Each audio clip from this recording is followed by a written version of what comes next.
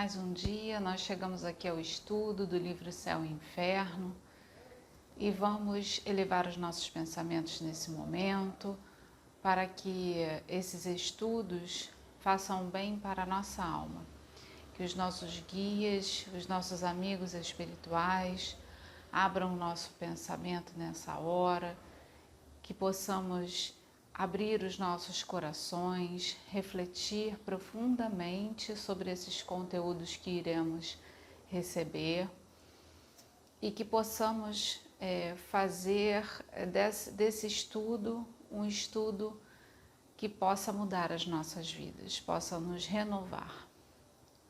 Então vamos ao estudo do livro Céu e Inferno. Hoje nós estamos estudando o capítulo 2 da primeira parte, que fala sobre o temor da morte, porque os espíritas não temem a morte. E aí vamos ler, uns trechinhos, porque Kardec muito sabiamente dividiu esse capítulo em duas partes. A primeira parte ele fala das causas do temor da morte e a segunda parte ele fala porque os espíritas não temem a morte. Então, lá no primeiro item, no item 1, Kardec fala assim: o homem, seja qual for a escala da sua posição social, desde selvagem, tem o sentimento inato do futuro. Diz-lhe a intuição que a morte não é a última fase da existência e que aqueles cuja perda lamentamos não estão, irresistivelmente perdidos. A crença da imortalidade é intuitiva e muito mais generalizada do que a do nada. Entretanto, a maior parte dos que nela creem apresentam-se-nos possuídos de grande amor às coisas terrenas e temerosos da morte. Por quê? Então ele vai falando aqui nesse primeiro item que o sentimento da vida futura, na verdade, ele é um sentimento inato, é aquele sentimento que vem de dentro de nós. Porque no fundo, nós somos espíritos, né? Na verdade, é isso que somos, nós não somos esse corpo aqui que nós estamos, nos expressando, viabilizando aquilo que viemos fazer aqui. Nós somos espírito e por acaso estamos com esse corpo. Quer dizer, na verdade o acaso não existe, Mas assim, estamos nessa experiência corporal, mas somos seres espirituais, numa experiência corporal. Então, por conta disso, essa ideia da vida futura, ela vem conosco.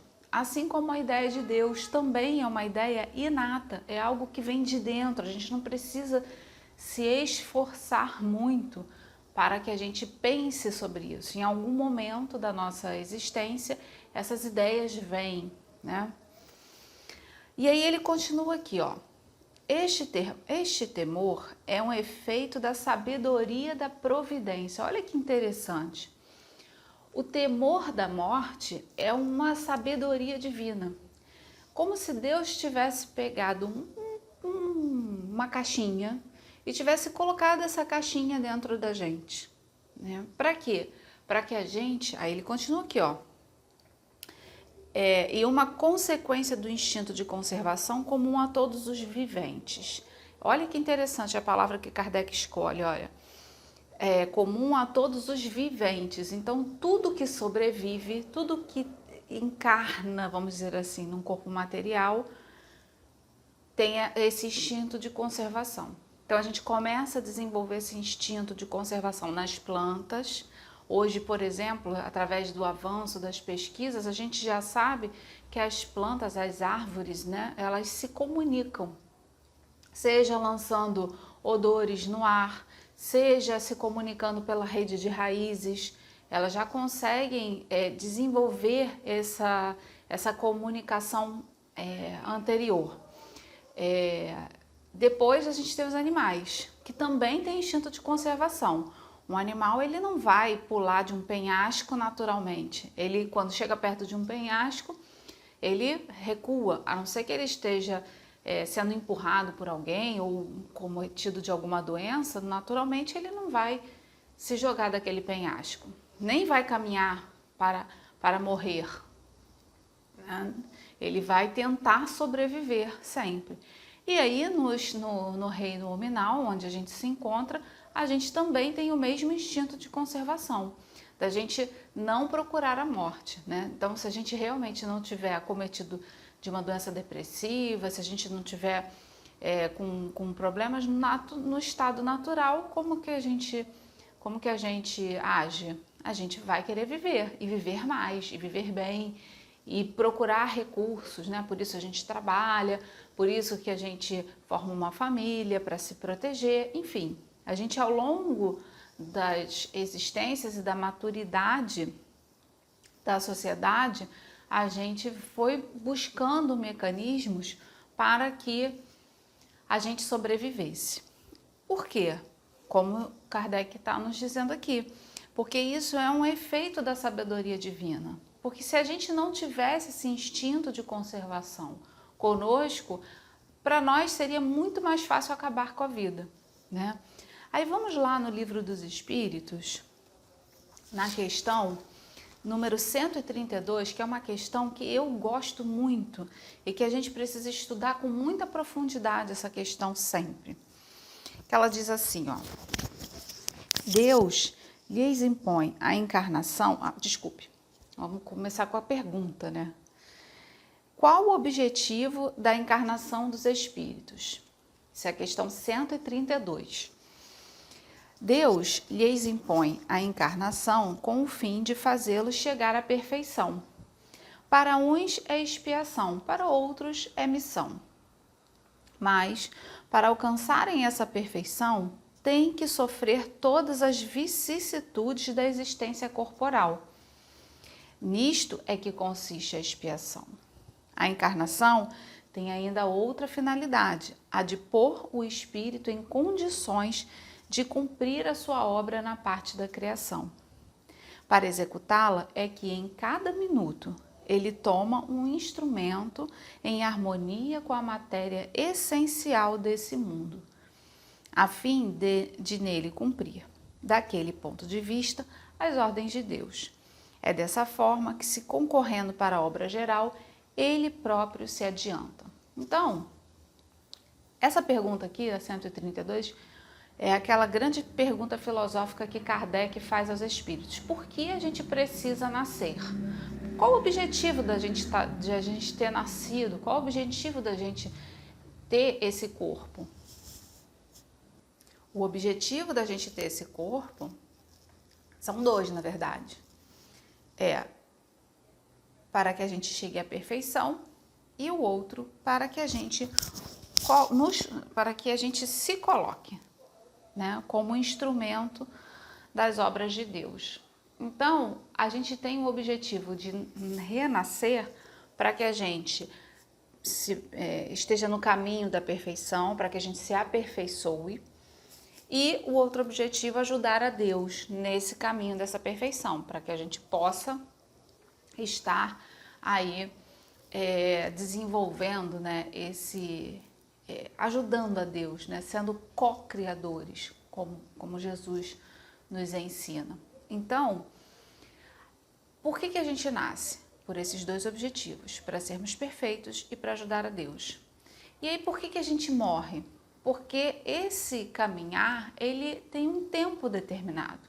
A gente não vai envergar esse corpo por tempo indeterminado. É bem verdade que muitas das vezes, né, a gente vai vendo aí ao longo da encarnação, a gente tem períodos de vida variados. Então, tem gente que vai desencarnar na tenra idade, ainda bebezinho, tem pessoas que vão desencarnar lá com 100 e tantos anos, né, bem idosos. Hoje, a expectativa de vida, mais ou menos, do brasileiro, ela já está girando ali por volta dos 80 anos, né? Depende muito de onde ele nasce, as condições de vida que se tem, mas a gente está vindo aumentando essa idade. Então, cada vez mais nós estamos vivendo mais. Então, antigamente, uma pessoa de 40 anos, ela era já idosa, era uma senhora, era uma pessoa assim bem já madura. Hoje em dia, uma pessoa de 40 anos está no pleno auge da sua vida, né? Antigamente, uma pessoa de 70 anos era aquela pessoa assim bem velhinha, bem necessitada de amparo, bem já pertinho de morrer. Hoje em dia, com 70 anos, as senhorinhas estão no shopping, os senhores estão dançando, fazendo caminhadas, enfim. Você já consegue ver uma mudança na qualidade de vida do idoso, né? Que deixou até de ser chamado de idoso, é a melhor idade, porque a gente consegue concentrar, né, a maturidade com a liberdade de já ter feito tudo o que precisava fazer e agora é só um momento de você degustar a vida, vamos dizer assim. Então, o que a gente precisa compreender da vida, né? Entender quais são os propósitos que ela tem para nos mostrar. O que a gente veio fazer aqui? Evoluir e ajudar a Deus na criação. E aí, para que a gente não desistisse nessa evolução, Deus colocou dentro de nós um pacotinho. Que pacotinho é esse? É o instinto de conservação. Através desse instinto de conservação, a gente não vai desistir facilmente da dificuldade, porque a gente sabe que a vida ela é recheada, né, de dificuldades. Isso está muito claro. Por que existem essas dificuldades? Para que a gente aprenda, para que a gente amadureça, para que a gente esteja em contato, né, com esse desenvolvimento que Deus propôs para a gente. Então, por exemplo, se a gente tem dificuldade de amadurecimento, Deus vai colocar na nossa vida situações que nos forcem a esse amadurecimento. Se a gente precisa desenvolver a virtude, por exemplo, da paciência, o que ele vai fazer? Ele vai colocar situações na nossa vida que desenvolvam a nossa paciência. Porque a gente só conquista uma virtude através da compreensão dessa virtude e vivenciando ela. Então não adianta eu querer ser caridoso se eu não estou exposta a situações que me levem à caridade. Não adianta eu querer ser uma pessoa amorosa se eu não estou exposta a situações que me levem a desenvolver esse amor. É por isso que esse mecanismo maravilhoso que é a reencarnação nos coloca frente a frente com situações que vão nos levar a melhorar, a crescer. E aí, continuando aqui no nosso estudo do céu e inferno, ele vai dizer que essa ideia da vida futura, ela está inata em nós, ou seja, ela nasce com a gente, e nesses momentos que a gente é exposto a essas circunstâncias que nos levam a repensar, a amadurecer, a aprender, esse sentimento ele bate mais forte, de maneira que a gente não desista. Porque, por exemplo, vamos pensar numa situação assim bem difícil, né?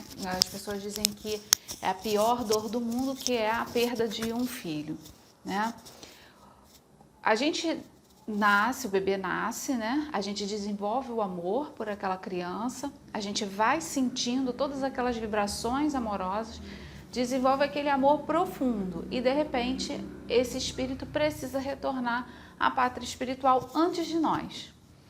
Se a gente não tem um conhecimento da vida futura, o que vai acontecer? Provavelmente a gente vai se desesperar até enlouquecer e até tentar contra a própria vida. Bom, é uma dificuldade.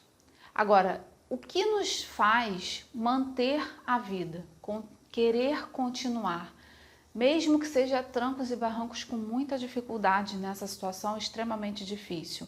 O instinto de conservação. É esse mecanismo que Deus colocou em nós para que a gente não desistisse. E na medida em que a gente vai amadurecendo, o que ele vai desenvolvendo aqui nos próximos itens, a gente vai compreendendo melhor essas lições. Então, por exemplo, aqui ó, no item 3, que Kardec coloca para a gente. À proporção que o homem compreende melhor a vida futura, o temor da morte diminui. Uma vez esclarecida a sua missão terrena, aguarda-lhe o fim, calma, resignada e serenamente. A certeza da vida futura dá-lhe outro curso às ideias, com outro fito ao trabalho. Aí olha o que ele fala no parágrafo seguinte. A certeza de reencontrar seus amigos depois da morte, de reatar as relações que tivera na terra, de não perder um só fruto do seu trabalho, dá-lhe a paciência para esperar e coragem para suportar as fadigas transitórias da vida terrestre. Então, quando a gente tem a consciência plena da vida futura, a morte desse filho, na verdade, não é uma morte, é uma partida temporária. É como se a gente pegasse um avião e mudasse de país e a gente não tem como chegar nesse outro país. E a gente vai recebendo todas as noites, por exemplo, a visita desse filho amado, através dos sonhos, através das lembranças.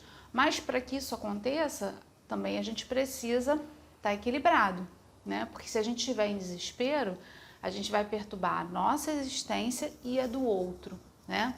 Desse filho tão amado que a gente gostaria muito que tivesse ao nosso lado, se a gente entrar numa vibração de desespero, ele não vai conseguir estar em equilíbrio do lado de lá, né? Então é muito importante que a gente comece não apenas a entender esses postulados espíritas, mas a vivenciar.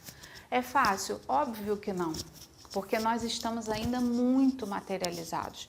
E é justamente isso que Kardec vem trazendo aqui. Ele vem dizendo que o temor da morte, esse desconhecimento do futuro, né? Essa ideia que a morte é tão ruim, que ela corta os laços e que divide filhos, divide pais, divide maridos, mulheres, enfim, nos divide dos nossos amores, ela acontece porque foi criada, né, essa cultura da gente tá separado pelo céu, pelo inferno, e daí, por isso, esse texto estar no livro Céu e Inferno, justamente para desconstruir essa ideia de que, na verdade, não existe um céu idílico, onde anjos vão ficar tocando harpinha, e a gente vai chegar lá, sentar na nuvenzinha e tá tudo bem. Também não tem aquele inferno com um capetão, com um tridente no meio do fogo, isso também não existe. Kardec veio trazer para a gente a ideia de que o céu e o inferno, na verdade, eles estão na nossa consciência. Uma das coisas interessantíssimas que ele aborda nesse capítulo é justamente a maturidade que o espírito vai adquirindo para que a gente comece a ter autorresponsabilidade. E o que significa isso? Significa que, na verdade, eu não vou ser relegada ao inferno porque eu cometi pecados, ou eu vou para o céu porque eu fui uma pessoa angelical virtuosa. Não, eu serei fruto das minhas escolhas, das minhas ações, dos meus pensamentos. Então, por exemplo, o que Kardec pergunta lá para os espíritos, no livro dos espíritos, sobre quem é um verdadeiro espírita. Ele pergunta, quem é o verdadeiro espírita? E os espíritos respondem, o verdadeiro espírita é aquele que se esforça para vencer as más inclinações. Isso é interessantíssimo, porque eles não vincularam o espiritismo à salvação da pessoa. Não, aquela pessoa que se coloca disposta a vencer as suas más inclinações, ela é a verdadeira cristã, a verdadeira espírita. Por quê? Porque na medida em que eu me esforço naquela dificuldade, eu posso até errar, posso até cair naquela dificuldade, mas no próximo movimento que eu fizer, eu já vou pensar de novo, já vou me esforçar, caio de novo, posso cair de novo. Aliás, a Joana de Ângeles tem um texto maravilhoso sobre a culpa, onde ela vai nos dizer que a gente, quando a gente errar na nossa condição humana, é igual andar de bicicleta. e que por isso a gente não pode ter culpa. Quando você cai de bicicleta, você está aprendendo a andar de bicicleta, você cai de bicicleta, você se sente culpada porque você caiu de bicicleta? Claro que não. Você pensa assim, nossa, da próxima vez eu não vou botar meu pé no chão, ou da próxima vez eu não vou pedalar tão rápido. Você vai devagarzinho. Aí você cai a primeira vez, cai a segunda, cai a terceira, e você vai caindo até que chega uma hora em que você já consegue dominar aquela bicicleta e você não cai mais, né? Então, você já consegue ficar equilibrada, não tomba nem para um lado nem para o outro, consegue controlar a velocidade, vai mais rápido, vai mais devagar, consegue fazer adaptações, porque você vai fazer curvas, assim é a vida. Quando a gente comete algum erro, é como se a gente estivesse andando de bicicleta.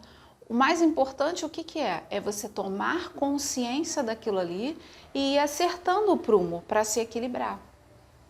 Por isso que a gente não pode se sentir culpado quando a gente erra, porque a culpa nos paralisa. Então, a gente vai seguindo adiante, até que vai chegar um dia que a gente não vai mais cair, a gente não vai mais cometer aquele erro, né? Bom, esse é um dos segredos, né, da vida, da gente caminhando com mais segurança. Então, voltando ao caso daquela mãezinha lá, que perde seu filho, perde entre aspas, né? Nunca se perde nada. Quando ela desencarnar, ela vai estar junto do seu filho novamente, né? Porque as almas, elas não se perdem, as almas que se amam, elas estão sempre juntas, estão sempre unidas, nem que seja pelo pensamento. O corpo físico, ele nos limita bastante. Ele dá pra gente essa sensação, esse aterramento, né? Essa sensação de perpetuidade, muito ligado ao instinto de conservação. Mas, na verdade, como a gente falou antes, nós somos imortais. Nós somos seres espirituais em uma materialidade, em uma experiência material, e não o contrário.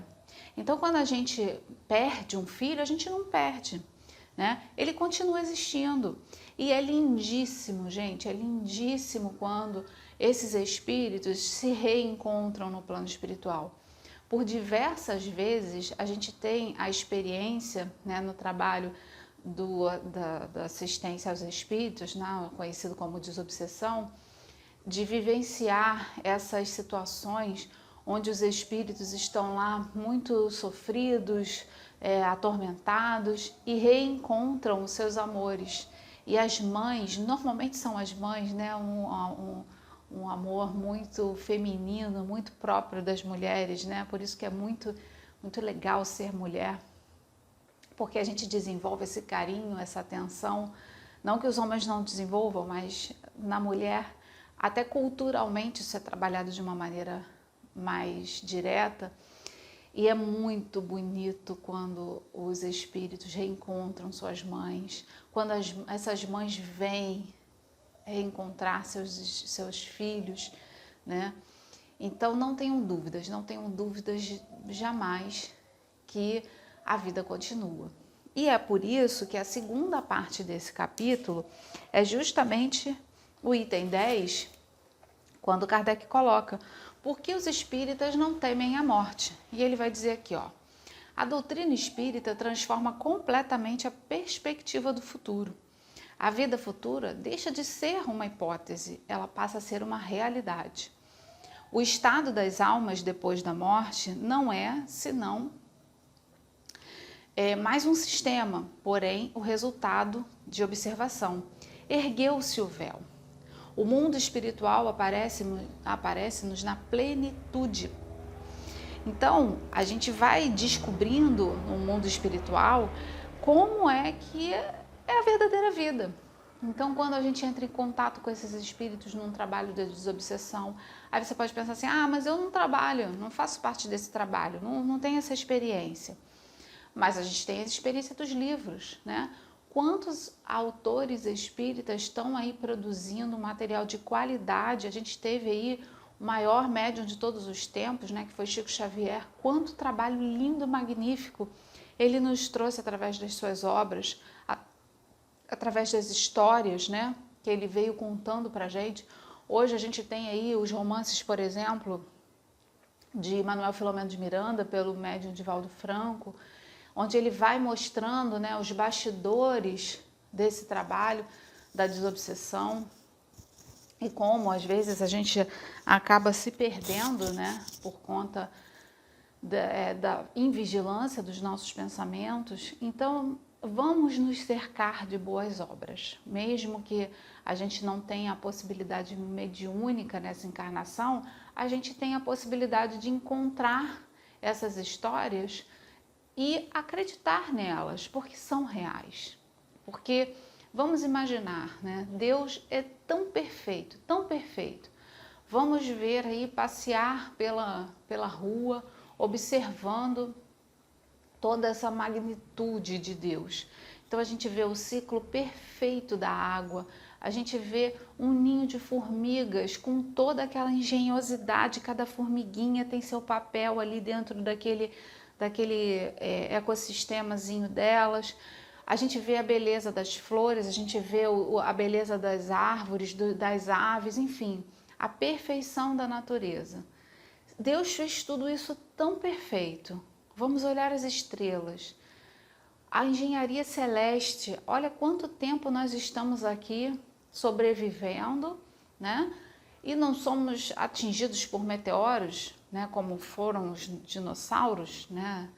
E se extinguiram. A nossa espécie está aí há milhares de anos, milhões de anos já estamos aqui nessa Terra, se desenvolvendo. E que permissão é essa? A permissão divina que nos deixa que isso aconteça. Então, será que dentro desse mecanismo tão perfeito, tão encaixadinho, Deus iria permitir que a gente amasse tanto uma pessoa e essa pessoa se perdesse pelas vias da morte? Esse amor se desfizesse como se a gente colocasse uma pedra de açúcar numa água? Não é lógico isso. Não é lógico a gente ter esse amor tão grande por alguém, né? Por até um animalzinho, né? A gente tem um amor tão grande por um animalzinho e ele se desfazer. A gente tem um amor tão grande por um filho e esse amor simplesmente acabar porque não existe nada. Isso não é divino. E nós somos herdeiros divinos. Então, meus queridos, nós já estamos chegando aí no final do nosso estudo, que a gente possa amadurecer em nossos corações essa ideia da vida futura, desse entendimento de que nós somos seres espirituais numa experiência material. E o que nós estamos fazendo da vida? O que essa perspectiva está trazendo de mudança real na nossa vida? Será que a gente está vivendo mais para a matéria ou a gente está vivendo para o espírito, que é realmente o que nos interessa, que é o que a gente vai levar quando a gente deixar esse corpo? Então, eu estou trabalhando em cima das minhas virtudes ou eu estou gastando o meu tempo com coisas que daqui a um pouquinho elas vão perecer, vão acabar? Então fica essa reflexão para a gente começar aí um novo ano com novas metas, visando o nosso melhoramento. Então, que seja um ano muito feliz para todos nós, que possamos estudar cada vez mais, mas principalmente colocar em prática tudo aquilo que nós estudamos com Jesus, porque Ele nos ensinou a amar, né? Então, um feliz ano novo a todos e que possamos sempre honrar esse amor que Deus nos confiou.